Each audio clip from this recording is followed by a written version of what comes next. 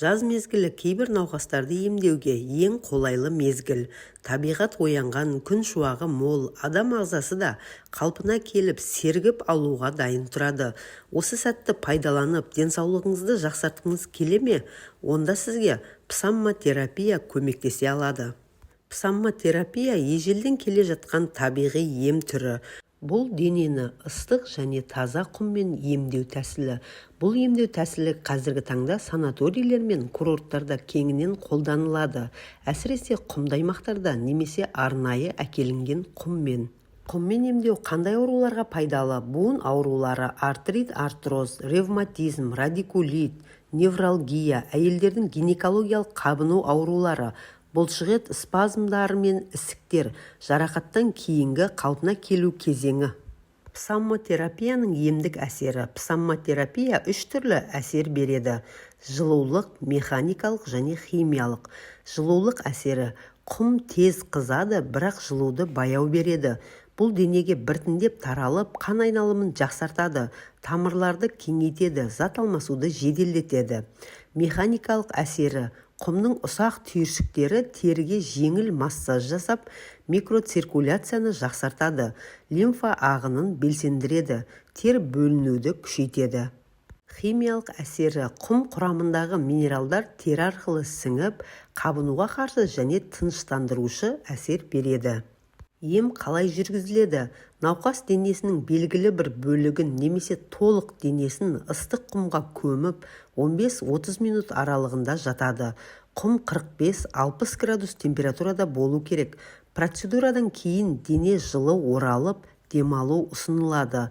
Бұл әдіс денені босаңсытып, ауырсынуды азайтады, көңіл күйді жақсартады, бірақ жүрек, қан тамырлары аурулары, тері аурулары немесе жүктілік кезінде қолдануға болмайды. Псаммотерапия тәсілі балаларға да көмектеседі. Мына жағдайларда: тыныс алу жолдарының созылмалы аурулары, мысалы бронхит, астма, буын және бұлшықет аурулары, тұқым қуалайтын немесе жарақаттан кейінгі артрит, миозит, жүйке жүйесінің бұзылыстары, гипербелсенділік, ұйқысыздық, мазасыздық, иммунитетті нығайту мақсатында қолдануға болады. Психоэмоционалдық күйзеліс, тұйықтық, сөйлеу дамуының кешеуілдеуі. Құммен ойнау арқылы арт-терапиялық әсер береді. Құммен емдеу балаларда ұсақ моториканы, зейінді сөйлеу қабілетін дамытады. Сондай-ақ ішкі эмоцияларын сыртқа шығаруға көмектеседі. Бұл әсіресе аутизм спектріндегі немесе сөйлеу кешігуі бар балалар үшін маңызды. Балаларды құммен емдеу үшін алдымен педиатр немесе физиотерапевтпен кеңесу міндетті. Құммен емделуді үй жағдайында жасауға болады. Ол үшін мына ережелерді орындау керек. Құмды таңдау: таза, ұсақ түйіршікті өзен немесе теңіз құмы жарайды. Құмда қоқыс, тастар, шыны болмауы керек. Қыздыру: күннің қатты ыстығынан қызған құм немесе табаға немесе пешке 50-60 градусқа дейін қыздырады. Қолмен ұстап көргенде ыстық, бірақ күйдірмейтін болуы керек. Қолдану тәсілі: құмды дорбаға немесе матаға салып, ауырған жерге, мысалы бел, тізе, мойын 15-20 минутқа қояды. Балаларға тек дәрігердің кеңесімен және 10-15 минуттан аспауы керек.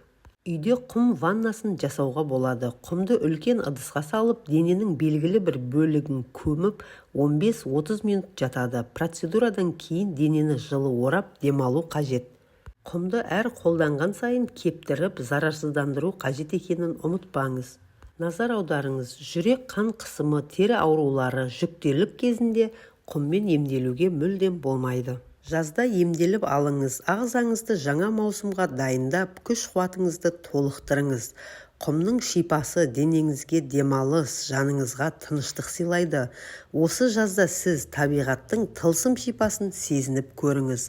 Видеоны соңына дейін көргеніңізге рахмет. Видео пайдалы болса, тіркеліп, лайк басуды ұмытпаңыз. Деніңіз сау болсын.